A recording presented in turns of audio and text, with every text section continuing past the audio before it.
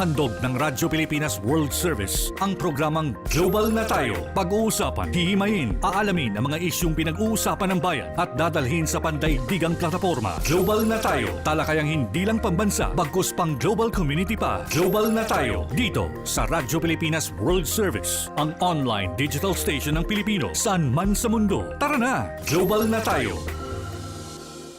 Muli po, isang mapagpalang pagbati ngayong araw na ito ng Lunes, ikalawa na po tayo sa buwan ng Marso, oras at araw dito sa Pilipinas. Ito po ang programang Global na Tayo. Ako po ang inyong lingkod, Ray Sampang. Muli nag-aanyaya para po sa another episode ng ating programa dito sa Radyo Pilipinas World Service. Ang Radyo Pilipinas World Service po ay isa po sa mga himpilan ng Presidential Broadcast Service, Bureau of Broadcast Services. Kami po ay inyong nasusubaybayan sa ating pong Facebook broadcast live sa inyo pong mga Facebook browser. Type lamang Radyo Pilipinas World Service. Gayun na rin po sa ating YouTube channel. Sa inyo pong YouTube browser, type nyo lamang Radyo Pilipinas World Service. At of course, tayo po ay nasusubaybayan sa pamamagitan din ng ating shortwave broadcast gamit ang mga shortwave transmitters ng Voice of America at sa ating real-time, on-time live audio streaming. Download nyo lamang po sa inyong mga cellphones, iPhone man yan o Android, ang ating PBS Radio app. Kasama pa rin po namin maglilingkod sa inyo ngayong araw na ito ng Lunes. Ang ating mga katuwang sa ating Global na Tayo team, sa Master Control si Miss Susan Aizon, sa ating Warka si Justin, sa ating live audio streaming si Step, at siya na rin po ang ating, of course, executive producer sa ating programang Global na Tayo. Para po sa ating programa ngayon, tututukan po natin ang mga kaganapan sa gitnang silangan sa Middle East. Ito po ay kasunod na rin ng lumalalang sitwasyon dyan po sa Middle East dahil sa naging pag-atake ng Israel at ng Estados Unidos sa Iran.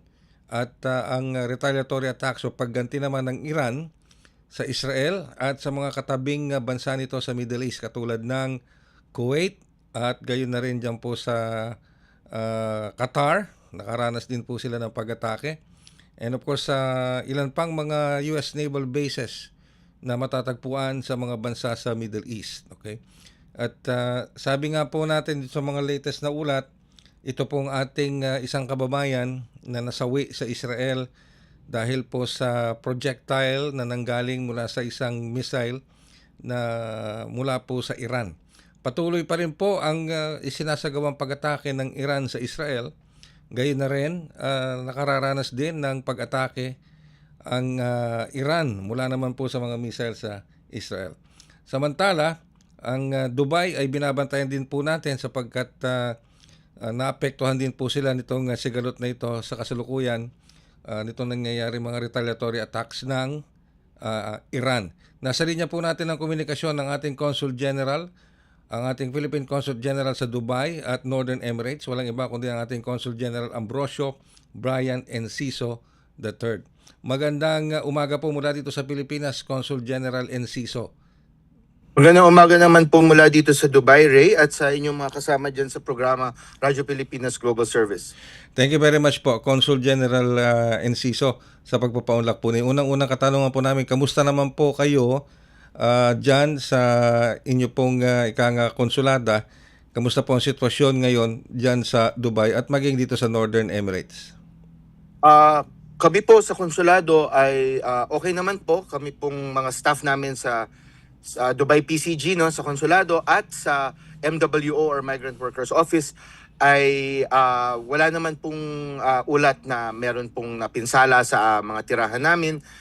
Sa katunayan nga po, nag-anunsyo kami kahapon na normal operations kami at least tung linggo na to, titingnan na lang po namin kung makararating ang ating mga may appointment na kliyente at doon na lang namin titingnan kung baka mag-shifting din kami kasi syempre yung mga iba nating mga kasamahan ay gumagamit lang naman ng pampublikong transportasyon. So minsan baka may mga falling debris pa, hindi pa naman nagbibigay ng all clear yung gobyerno. Sa katunayan nga, work from home ang private sector dito at nagdeklara na rin ng walang pasok at study from home mga kabataan. Pero kami sa consulate para mabigyan rin ng confidence ang ating mga kababayan. Papasok kami, ang MWO po ay papasok din po. Sa katunayan, on the way po ako sa office, mag-flag ceremony kami ng maikli, tapos magpupulong kami ng MWO. Wow, Ang mga okay. kababayan naman natin dito, marami na pong nag-i-email sa amin. Yung mga iba po nagtatanong na po ng kung meron po kaming plano for evacuation. Yes. Wala pa naman pong order mula sa Manila. Naglilista lang po kami ng mga pangalan just in case. Pero sa ngayon naman po, yung host government mismo ang nagsasabi na everything daw is under control. At marami naman talagang Pilipino, no, sa almost 1 million all over the UAE, 700,000 po dito sa Dubai. Ang matindi po ang kanilang paniniwala sa kakayahan ng UAE government na i-intercept po lahat ng mga incoming projectiles. At matugumpay naman po talaga, no? Very safe po. Nagkakaroon nga lang po ng mga debris mula doon sa mga nai-intercept na drone. Kaya nga po, yun ang laging advice ng UAE government, shelter in place. Sa katunayan nga po, ngayon Lunes nandito po ako sa kalye. Mawawalan po tayo ng signal dahil nandito po tayo sa underpass, pero wala pong sasakyan. Malapit po tayo sa Dubai International Airport ngayon at kami lang po ang sasakyan sa kalsada. So far, yun naman po, Mr. Ray, ang sitwasyon. Minomonitor po namin just in case po magbago at magkaroon ng bagong mga developments. I-report namin sa Manila kung magsasuggest nga po ng evacuation. Sa ngayon naman po, wala pa, sir. Alright. So, shall we say na wala pa naman po sa state of emergency ang Dubai, Consul? Alam niyo po, iba po kasi ang mga terminong ginagamit ng host government. I think very sensitive po sila sa paggamit ng mga salita tulad ng alert, tulad ng emergency. Ang sinasabi po nila ay hindi po ligtas na pumunta sa mga public places at sinasabi po nila na shelter in place at sinasabi po nila na basically sila na pong bahala to keep everyone safe. Pero as we speak po, Consul General Enciso, wala pa namang reported na tumama na drone o missile attack sa Dubai. Meron na po ba? Ang report po is marami pong mga nakikita sa social media, pero ang payo nga po ng gobyerno makinig lang po sa official sources. According to official sources, at least ngayong paggising ko po, no, babasahin ko pa yung mga ibang feed ko mamaya pagkatapos ating mag-usap. Ang ay mga debris mula sa mga na-intercept. Kahit po yung sa Burj Al Arab, yung malaking hotel, yung sa Dubai International Airport at yung doon sa may Palm Jumeirah, ito po ay mga falling debris ayon sa official sources. Alright. Okay. So safe naman lahat ng ating overseas Filipino workers. Napakarami po kasi natin mga OFWs dyan, ano? Filipinos living and At working. mga turista rin po, sir, na stranded na po. At tayo po ay tumutulong rin po doon sa mga na-stranded. We're monitoring their situation. Pinapayuhan namin sila na kumontak sa airline. Wala pa rin pong abiso kasi ang kung kailan ang mga kinauukulan dito kung kailan maaaring buksan na ang himpapawid ng UAE at ang Dubai International Airport. Meron pong mga na-stuck sa hotel nila at supposedly pa uwi na sana ng Pilipinas na abutan dito ng sitwasyon at meron naman po yatang mga nasa airport, minomonitor din po namin yon. Meron po mga senior citizen na sabi nila na ubusan na po sila ng kanilang mga maintenance. Nako. Kinuha po namin yung kanilang mga reseta at marami naman po mga Filipino healthcare professionals ito, mga doktor po. Tingnan po namin kung paano namin sila matulungan. Of course, ang konsulado po ay hindi pharmacy, so hindi rin naman po kami kumbaga autorisadong magbigay ng lalo na po ang mga reseta. Pero tingnan po namin kung anong maitutulong namin, syempre po sa abot na aming makakaya, sir. Alright, okay. So that's good news. Wala tayo na italang casualty o nasugatan sa mga nakalipas na araw. May nasugatan po, sir. Ay, sino? Verify po namin, very very minor injury po. Yun po yung huling ulat sa amin ng Dubai Police. Wala pong casualty. Bagaman meron pong mga balita na naman sa social media, unofficial reports, pero ayon po sa mga kinauukulan dito, wala pang naitalang Filipino casualty dito sa Dubai and the Northern Emirates. Meron lang tayong report na nasugatan pero walang casualty. Wala pang casualty. Wala po.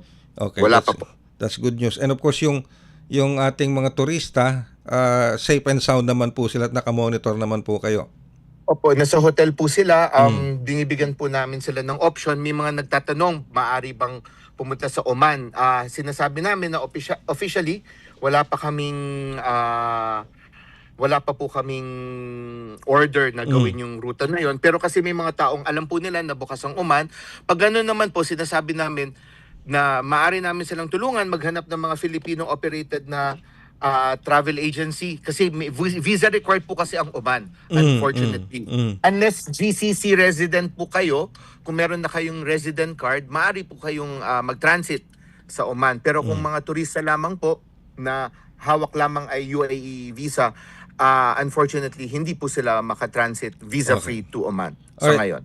Paano po makakakontak sa inyo itong ating mga OFWs dyan sa ating embahada, sa inyong konsulada, maging yung mga Pilipino, kamag-anak nila dito, just to find out kung kamusta na po ang kanilang mga mahal sa buhay dyan?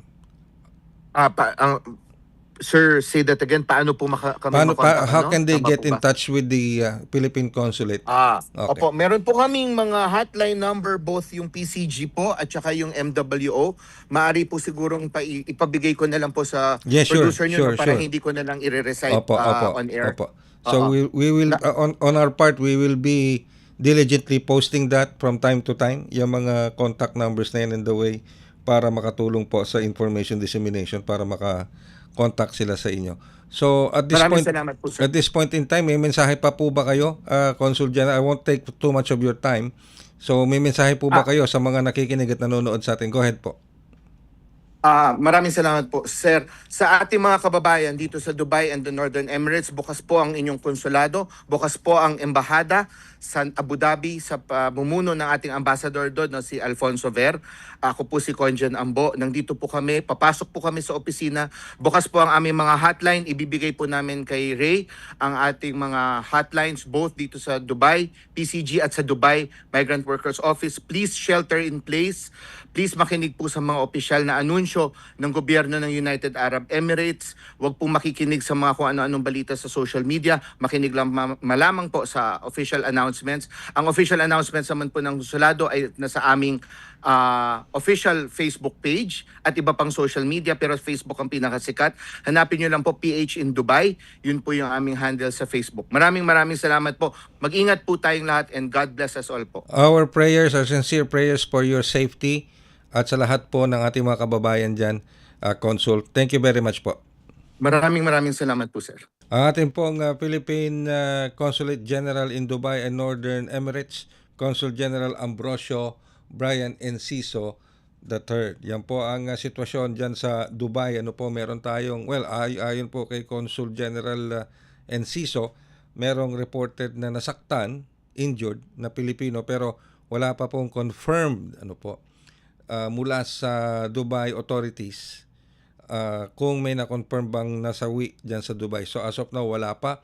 May mga lumalabas daw po sa social media, pero sabi nga po, paalala ng ating Philippine Consulate General sa Dubai at Northern Emirates, wag tayo basta-basta maniwala o dito sa mga lumalabas sa social media post hanggat hindi ito nako-confirm ng mga authorities. As of now, sabi ng ating Consul General Enciso, based on their reports, official reports, isa ang sugatang Pilipino pero wala pang naitatalang nasawi based on their reports.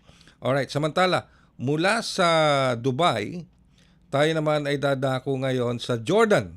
Alright? Ito po ay para makausap naman natin, alamin natin ang sitwasyon ng ating Filipino community doon. Kasama po natin ang founder ng Federation of Filipino Associations in Amman, Jordan, live via Zoom. Walang iba kundi si Miss Luciana Obejas. Miss Obejas, magandang umaga mula dito sa Pilipinas. Si Ray Sampangito sa programang Global na Tayo. Magandang umaga po. Ito po dito po sa Jordan. Ngayon po ay mag-aalas 6 ng umaga po. Alas 6 po ng umaga dyan. Unang-una sa lahat, kamusta naman po kayo at ang ating Filipino community, lalo na yung Federation of Filipino Associations?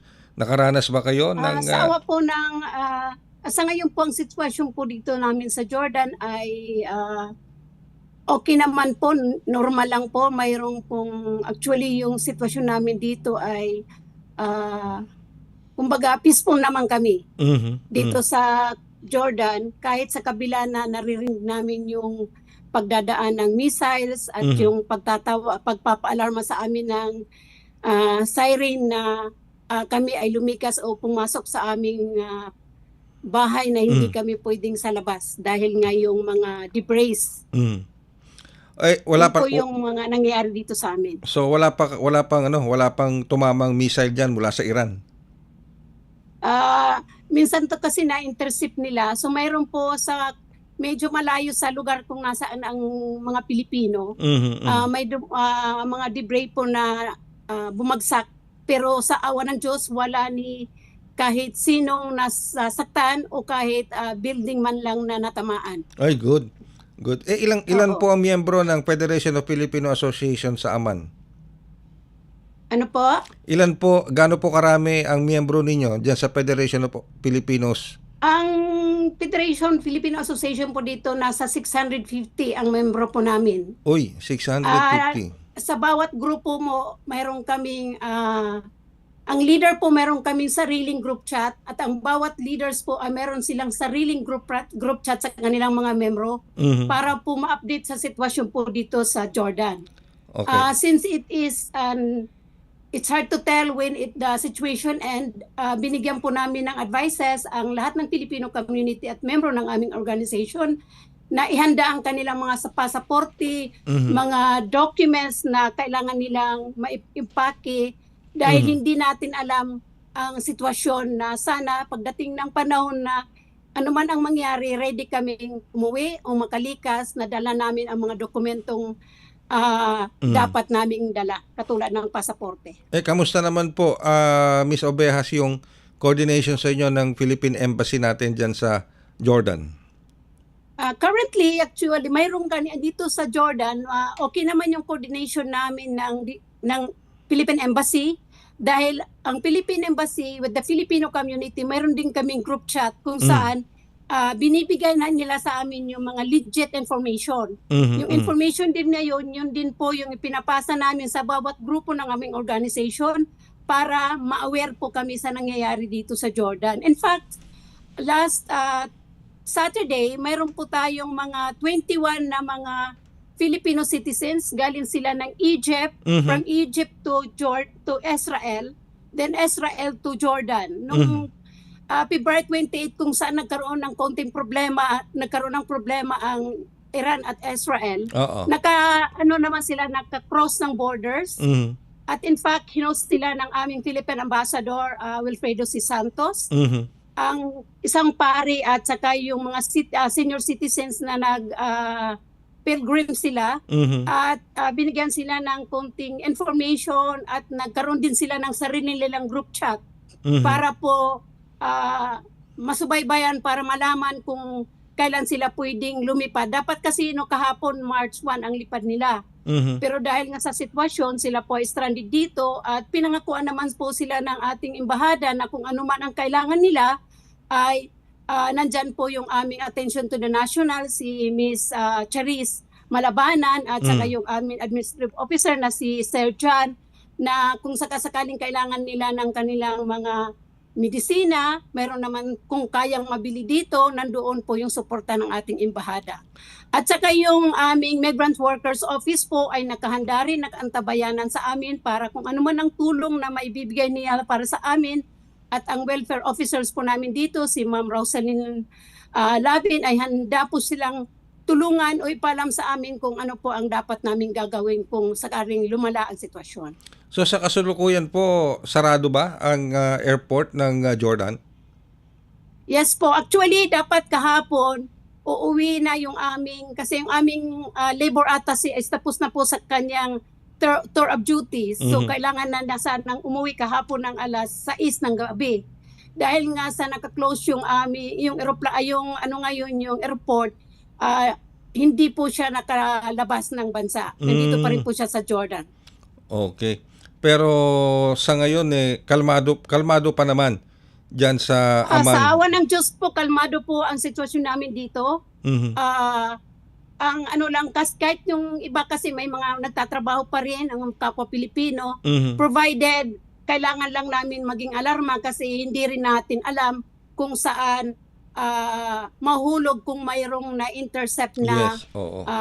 missiles. Yun lang Oo. naman yung barang kinakatakutan. Oo, ingat po sana ang ating Filipino community sapagkat meron nang naitalang isang nasawi sa Israel dahil doon sa mga debris, projectile na mga missile galing sa Iran. Sana po wala ring masaktan o masawi ng mga kababayan natin diyan sa Jordan, Miss Ovejas. Okay.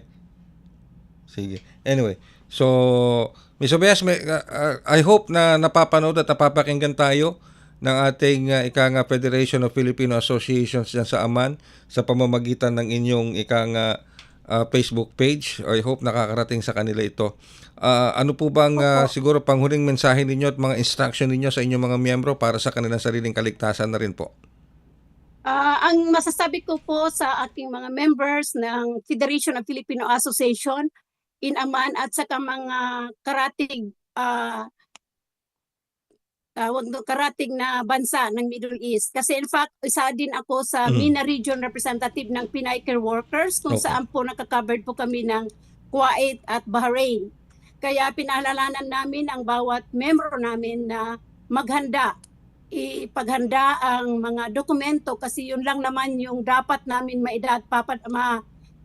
kung sakasakaling maging malala ang sitwasyon, handa kaming makalabas ng bansa kung saan ang gobyerno naman natin ay handa rin kaming i-welcome at nakita ko rin po si Secretary Hans Eleo Cacdac at saka si Administrator si Kaunan. Administrative Officer Si Patricia Owa. Yvonne Kaunan na naka-ready na naman silang tulungan at ipaabot ang tulong sa aming OFW sa Middle East.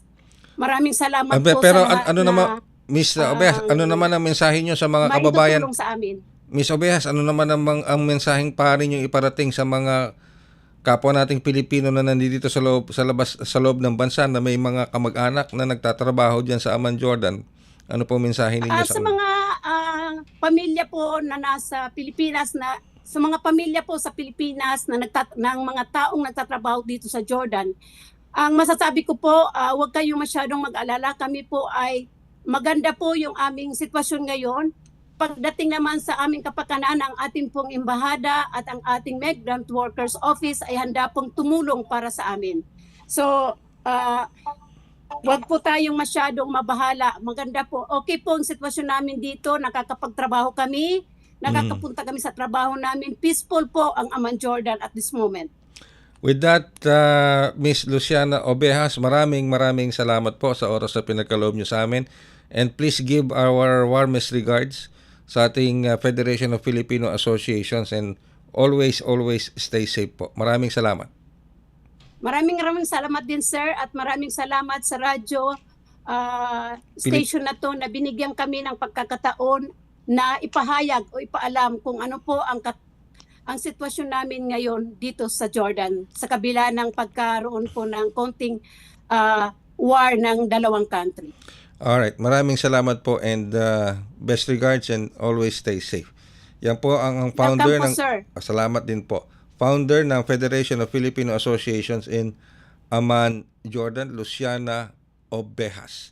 Alright, at tuloy-tuloy pa rin po tayo sa ating programa dito pa rin sa Global na tayo sa Radyo Pilipinas World Service. Magbabalik po kami makalipas ang ilang paalala. Paano nga ba mag-register para magkaroon ng schedule sa Bagong Pilipinas Presidential Action Center? Narito ang mga dapat gawin. Gamit ang iyong mobile device, pumunta sa eGovPH app. Pwede itong i-download mula sa Apple App Store o sa Google Play Store. Gumawa ng account. Ilagay ang email address, valid mobile number, pagkatapos ay makakatanggap ka ng one-time code sa iyong email. Gamitin ang code sa eGov app para sa verification ng iyong account at ng mga impormasyong ibinigay. Congratulations! Meron ka ng eGovPH app account. Pwede mo na ma-access ang iba't ibang serbisyo ng gobyerno kabilang ang mga serbisyo sa Bagong Pilipinas Presidential Action Center. Mabilis ang trivia, dagdag talino. Heto na ang Dagling Kaalaman. Mga dapat gawin pagkatapos ng lindol. Kapag ligtas ng lumabas, kunin ang emergency go bag at mag-evacuate sa open area o evacuation site. Iwasan ang paggamit ng elevator. Umiwas sa mga tulay, matataas na gusali at estrukturang maaaring gumuho. Maging alerto sa aftershocks, landslide at sunog. Kung malapit sa dagat, makinig sa mga opisyal na tsunami advisory ng barangay o lokal na pamahalaan. At huwag kalimutan, kumustahin ang mga bata at pakinggan ang kanilang saloobin pagkatapos ng lindol. Manatiling alerto, ligtas at handa. Kaunting kaalaman na malaking dagdag talino. Abangan muli ang susunod na Dagling Kaalaman.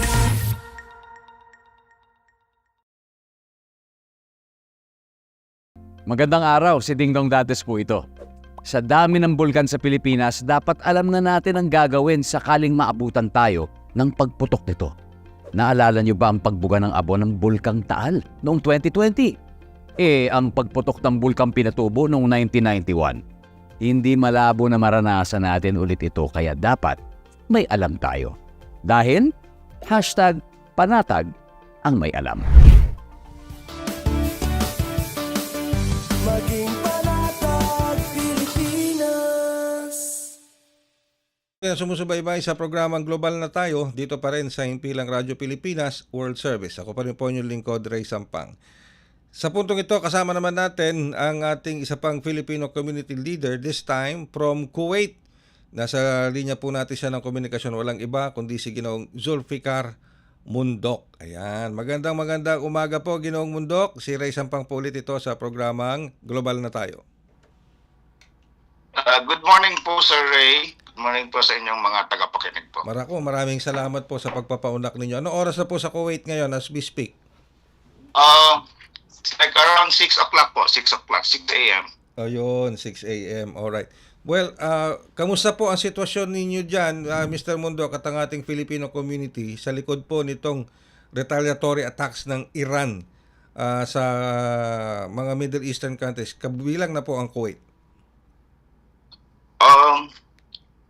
Hindi natin po may pagkakailan na may pangamba, pero kontrolado naman at generally kalmado. Karamihan ng mga ating kababayan dito, kanilang pamumuhay ay normal din po, pumapasok sa trabaho, pero na parang may abiso sa atin na mamalagi sa ating mga tahanan para medyo mas safe kung wala mang importanteng reason para lumabas. So masasabi po ba natin na sa ngayon nasa state of emergency ba ang bansang Kuwait? Parang gano'n na po kasi marami ring mga pumapasok na mga drone attacks at saka missile attacks, pero karamihan ay na-intercept po. Kaninang umaga lang mga alas 4 ay tumutunog na naman ang siren at saka naiulat po ng mga ng official media dito na may mga maraming na-intercept na mga drones at saka missiles. Kaninang umaga lang yan, siguro mga madaling araw mayroon na namang drone attack. Ganun ba, Mr. Meron Mundok? po. Opo. Ay, ano pong ginagawa ng ating Filipino community, lalo na sa pamumuno po ninyo bilang Filipino community leader, ano ang ginagawa nyo para masigurong ligtas naman itong ating mga kababayan? Meron po kaming close communication among our community members na nagbibigay kami ng mga abiso galing sa Ministry of Interior ng Kuwait at saka ng ating embahada dito. Sinirculate din po natin yung mga emergency numbers ng ating embahada at MWO at nakikipag-ugnayan tayo sa ating mga members po every now and then. Alright. Mga gaano karami ba ang ating mga kababayan nagtatrabaho dyan sa Kuwait? If you have the numbers, Ginoong Mundok. Well, sa akin po pagkakaalam, it's like around 220,000 po. Uy, madami din. Mga kababayan dito sa Kuwait. Madami rin pala, malaki-laki din ang bilang, 220,000. Opo, sir. Okay. So, paano naman, kamusta naman ang koordinasyon sa inyo ng ating embahada para masiguro na ligtas ang ating mga kababayan dyan sa Kuwait? Ang ating embahada po ay nakikipag-ugnayan din sa iba't ibang community dito sa Kuwait, iba't ibang Filipino community dito sa Kuwait. Bibigay sila ng mga advisories, pinapamahagi nila yung mga hot numbers nila at hotline numbers ng embahada at saka ng MWO. Mayroon din silang mga advisories na sinicirculate among the Filipino communities po. Okay. So sa ngayon po wala tayong na-report na nasaktan, nasugatan o nasawi na Pilipino sa nakalipas na mga araw. Wala naman pong naiulat na mga kababayan nating nasaktan or nasawi. Wala naman po. Okay. Sige po. Well, that's nice to hear na wala tayong na italang nasugatan o nasawi na mga Pilipino. Ano po? Well, sa puntong ito, ano po bang mensaheng gusto niyo maaari niyo iparating sa ating Filipino community maging dito sa mga kababayan natin na sa loob ng bansa na may mga kamag-anakan na nagtatrabaho sa Kuwait? Sigurado nangangamba at nag-aalala itong mga kababayan natin, yung mga kamag-anakan dito sa Pilipinas, Mr. Mundok. Masasabi ko po sa ating mga aking mensahe sa ating mga kababayan diyan sa Pilipinas ay huwag masyadong mag-alala kasi ang generally po ang situation dito is under control, stable, walang mga direct danger talaga. So mabuti po ang sitwasyon ng Filipino community dito sa Kuwait. Masasabi ko po sa ating mga kababayan nandito na maging kalmado, umantabay sa mga abiso ng Ministry of Interior ng Kuwait at saka ng ating embahada dito sa Kuwait, mamalagi sa mga tahanan, sa mga bahay-bahay, huwag na munang maglalabas kung hindi namang importante. Saka makipag-ugnayan po sa ating embahada kung may mga emergency man. Oy, bago kita bitawan, Ginoong Mundok, saan ba ikaw taga saan ka ba rito sa Pilipinas? Baka may kamag-anakan ka pa rito sa bansa, especially your immediate family. Ano bang mensahe mo sa kanila sa mga mahal mo sa buhay na nandito sa Pilipinas? Taga Zamboanga City po ako. Ay, Zamboanga, Sir Mindanao. Okay. Opo. Masasabi ko lang po ay lagi naman akong in contact with my family members diyan sa Pilipinas. At saka sabi ko sa kanila na huwag masyadong mag-alala. At tayo po ay nasa mabuting kalagayan. Tama.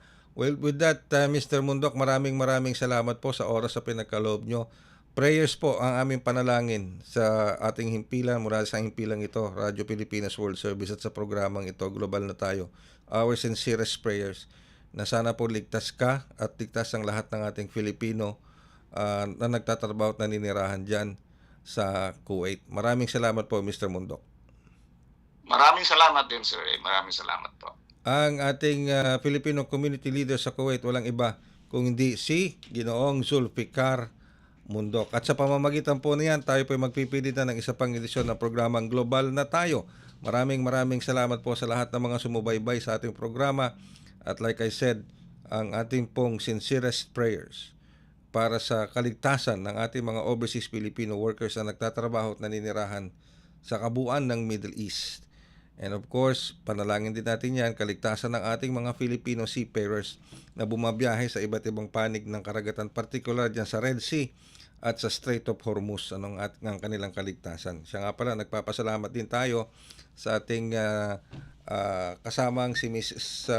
Jam Season, ang executive producer ng programang Bangon Bayang Mahal, for giving us the contact details para dito sa ating Consul General sa Dubai at Northern Emirates, kay Consul General Ambrosio Brian Enciso III.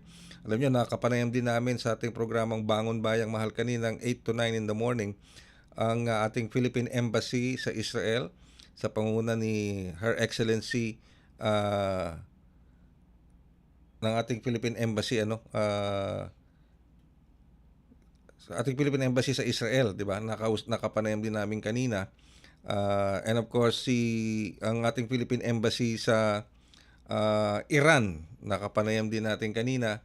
At gayon din sa programang Bangon Bayang Mahal, nakapanayam natin ang ating Department of Energy, sa pangunan ni Director Abad. May nakapanayam din tayo na Defense Analyst, si Dr. Ona. Okay? And, siyempre, on the later part ng programang Bangon Bayang Mahal, nakapanayam din natin si Dr. Michael Batu para naman sa economic impact nitong nangyayari ngayon sa Middle East.